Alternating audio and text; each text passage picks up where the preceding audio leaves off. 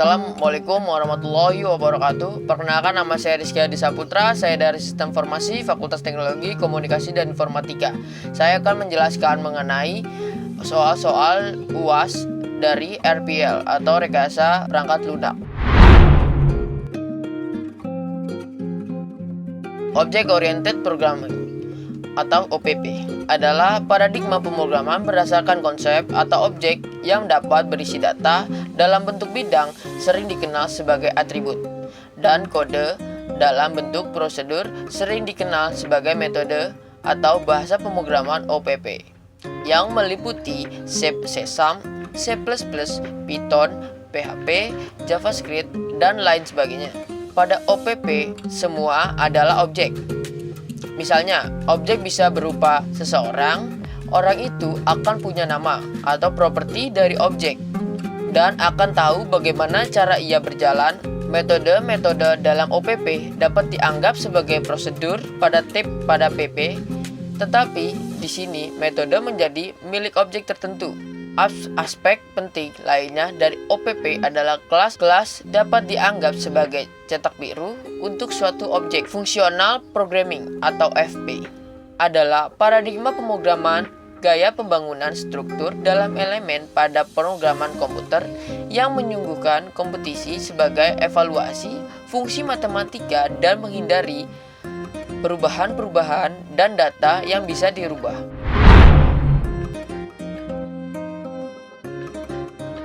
Pengertian Preventive Maintenance atau PM.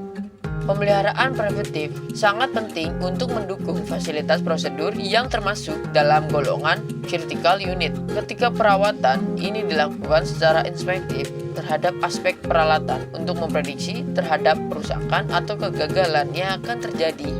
Berikut ini adalah penjelasan mengenai preventive maintenance. Contohnya, jenis pekerjaan yang termaksud dalam pemeliharaan rutin pada dasarnya adalah usaha pemeliharaan yang dilakukan tanpa melalui prosedur pembongkaran.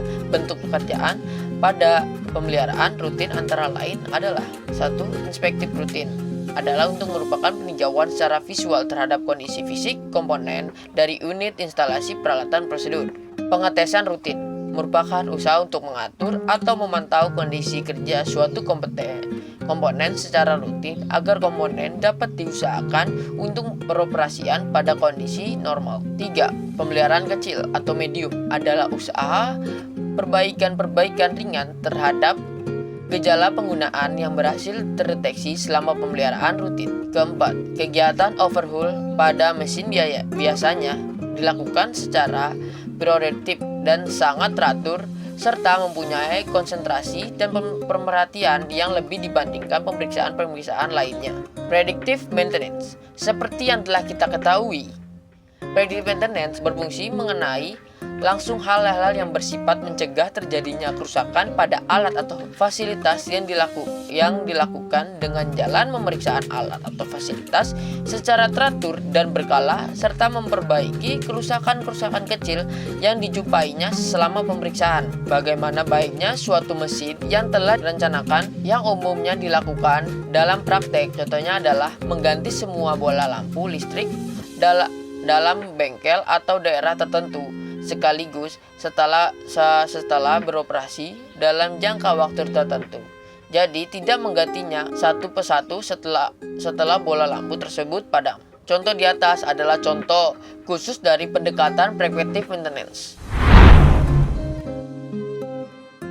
Nomor 3. Kualitas rancangan atau quality of design. Quality rancangan adalah fungsi berbagai spesifikasi produk. Artinya, fungsi dari suatu produk sama, hanya desain produk yang berbeda. Suatu produk dikatakan memenuhi kualitas rancangan apabila prosedur tersebut memenuhi spesifikasi produk yang bersangkutan secara fisik atau performance saja. Kualitas desain digunakan untuk menentukan target pasar yang akan dimasukkan oleh perusahaan tersebut. Bila pasar sudah ditentukan, maka untuk memenangkan persaingan antara perusahaan-perusahaan lain adalah dengan kualitas. Disinilah kualitas kesesuaian menjadi penentu.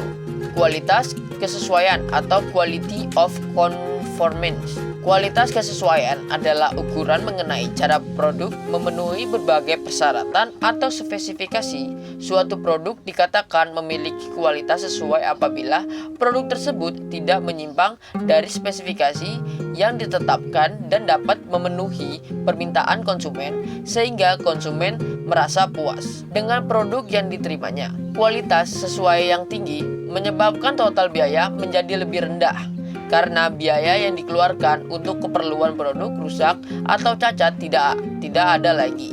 Pengertian quality control.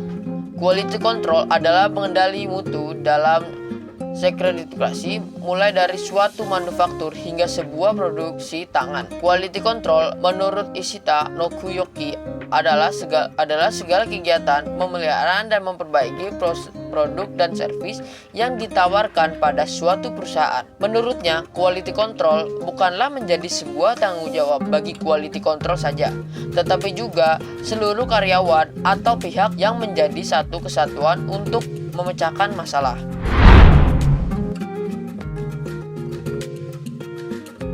Nomor 4, atomicity mensyaratkan bahwa setiap transaksi adalah semua atau tidak. Jika salah satu bagian dari transaksi gagal, seluruh transaksi akan gagal dan negara database yang tersisa tidak berubah.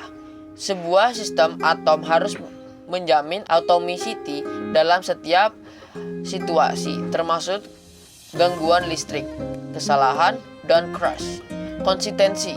The consistency property memastikan bahwa transaksi akan membawa database dari satu negara ke yang lainnya. Setiap data ditulis ke database harus berlaku sesuai dengan semua aturan yang ditetapkan, namun tidak terbatas pada kendala, cascade, pemicu, dan kombinasi dari semuanya. Ini tidak menjamin kebenaran transaksi dalam segala hal. Pemrograman aplikasi mungkin ingin atau yang merupakan tanggung jawab dari kode aplikasi level. Penjelasan mengenai configuration item tree adalah informasi yang dibuat sebagai bagian dari proses software engineering, merupakan bagian tunggal dari spesifikasi yang besar atau satu test case dalam sebuah kumpulan tes.